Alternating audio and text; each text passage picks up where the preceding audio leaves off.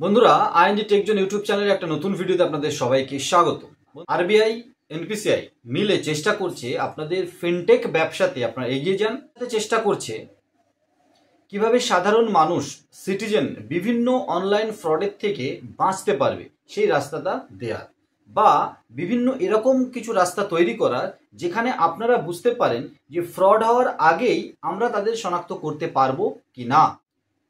দেখুন বন্ধুরা, বেঁচে থাকতে গেলে, ব্যবসা করতে গেলে বা সংসার চালাতে গেলে আপনাকে আমাকে এবং ম্যাক্সিমাম কখনো না কখনো অবশ্যই লোন নিতে হয়, সুদে পয়সা নিতে হয়, ধার নিতে হয় এবং তারপরে আমরা সেটা শোধও করে দিই, সুদও শোধ করে দিই বা লোন রিপেমেন্ট করে দিই ইএমআই এর মাধ্যমে। এবং অনেক কোম্পানিও এই লোন বা ইএমআই এর মাধ্যমে প্রোডাক্ট বিক্রি করে তাদের এবং তাদের এমপ্লয়ীদের সংসার চালায়, মানে স্যালারি দেয়।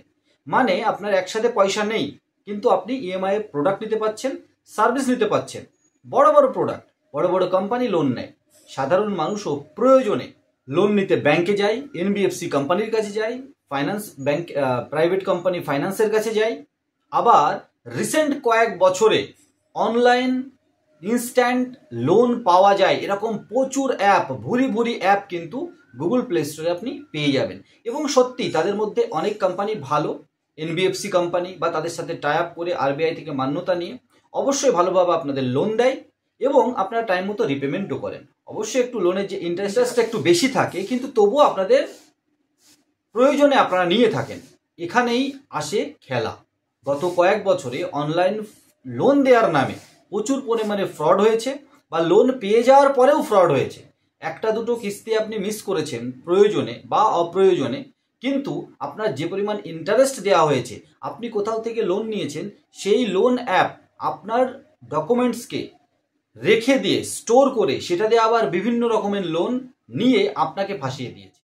লোন দেওয়ার জন্য যে ক্রাইটেরিয়া ফুলফিল করতে হয় সেটা না করেই কোনো পার্সন, একজন বা দুজন মানুষ লোনের একটা অ্যাপ্লিকেশন খুলে নিয়েছে আর সে অল্প পয়সায় লোন নিয়ে, ব্যাংকের থেকে পয়সা নিয়ে সে আরো বেশি পয়সায় আপনাকে লোন দিয়েছে ইন্টারেস্টে। খুব একটা খারাপ কিছু তা নয়, কিন্তু আরবিআই মনে করছে এটা খুব একটা সঠিক নয়। গুগলের সাথে টাই আপ করে গত কয়েক বছরে কয়েকশো বা কয়েক হাজার এরকম লোন, ইল্লিগাল লোন অ্যাপ কিন্তু প্লে স্টোর থেকে সরিয়ে দিয়েছে।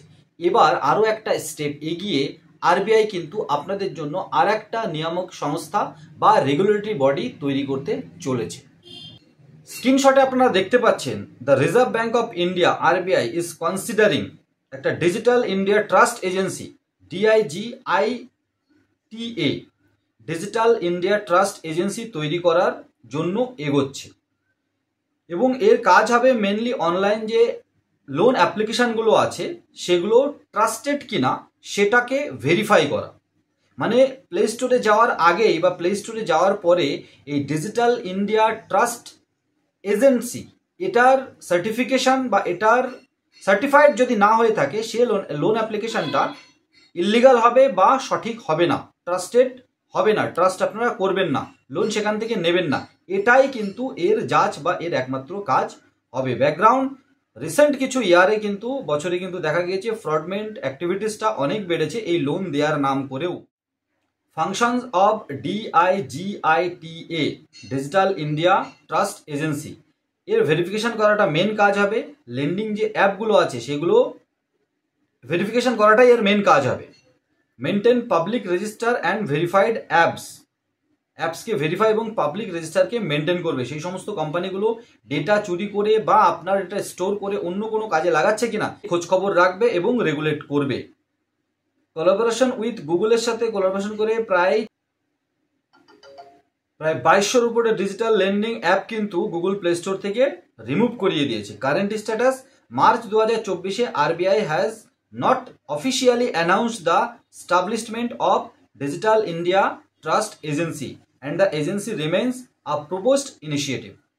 বন্ধুরা, আরবিআই কিন্তু এখনো এটা স্টাবলিশড করেনি বা প্রপোজড একটা পজিশনে রয়েছে, ইনিশিয়েটিভ পজিশনে রয়েছে। কিন্তু প্রপোজড যখন হয়েছে আর সরকারের মান্যতা নিয়ে আরবিআই কিন্তু এনপিসিআই এর মতো, এনপিসিআই যেমন বিভিন্ন প্রোডাক্ট, একদম ক্রিয়েটিভ প্রোডাক্ট তৈরি করে আপনাদের সামনে নিয়ে এসে ইনকাম করার ভালো ব্যবস্থা করে দিয়েছে সুরক্ষিতভাবে।